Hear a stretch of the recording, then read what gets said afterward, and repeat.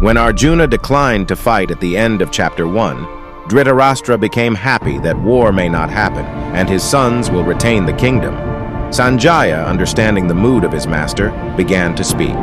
Krishna started criticizing Arjuna for his timid behavior. Arjuna presents more reasons why he should not fight the war. Finally, when he could not take a decision on fighting, he surrendered to Krishna as a disciple and sought his guidance in the state of confusion. Krishna, accepting his role as spiritual master, started chastising his disciple Arjuna for his decision of not to fight. Krishna begins his teachings to Arjuna by explaining the fundamental distinction between the temporary material body and the eternal spiritual soul. The Lord explains the process of transmigration of spirit soul and counteracts the first argument of Arjuna, compassion, by stating compassion should be shown to the eternal spirit soul and not for the temporary material body. Krishna explains that material body undergoes transformation at various stages, and ultimately, it had to be relinquished to accept a new one. Self-realized persons are not disturbed by this change. They simply tolerate the changes because of sense perceptions. Krishna further explains that spirit soul can never killed at any time, and all the material weapons used by Arjuna cannot harm the spirit soul. On the other hand, material body cannot be saved, for it had to be forsaken just as we change old and invalid clothes and accept new ones. Krishna tries to inspire Arjuna for fighting with various other philosophies prevalent at that time. Seeing that Arjuna is not ready to fight, Krishna uses principles of Varnasrama Dharma to encourage Arjuna for fighting. Arjuna being a Kshatriya, he had some duties which he should not avoid. Krishna counteracts more arguments presented earlier by Arjuna with proper reasoning.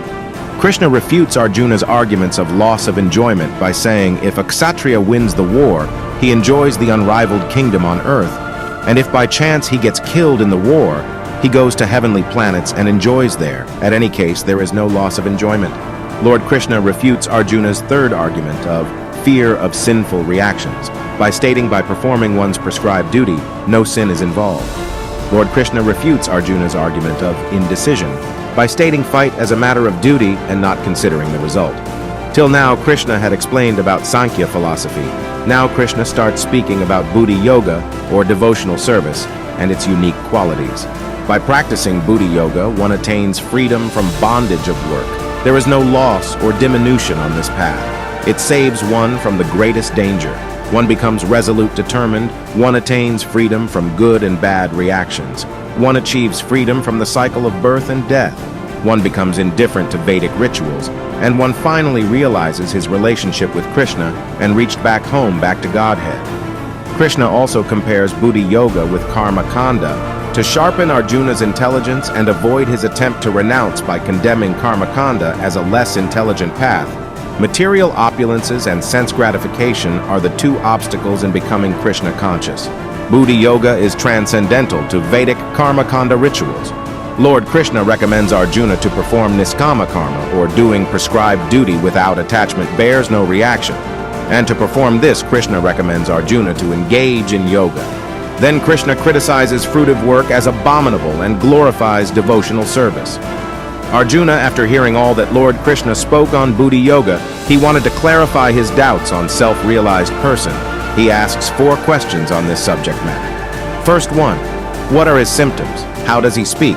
And what is his language? How does he sit? How does he walk? Lord Krishna answers all the questions in a systematic way and establishes that devotional service to the Lord is the highest and easiest way for achieving the liberation from this material world. Krishna elaborately describes the Sthita Pragya, the person fixed in consciousness of the Supreme. Such a person, fully cognizant of his spiritual identity and separateness from matter, is not interested in material pleasure. Thus he controls his outward senses. With controlled senses and with mind and intelligence fixed on the Supreme, he is unaffected by material dualities like happiness and distress, loss and gain. Such a person, at the end of the present body, attains the spiritual world.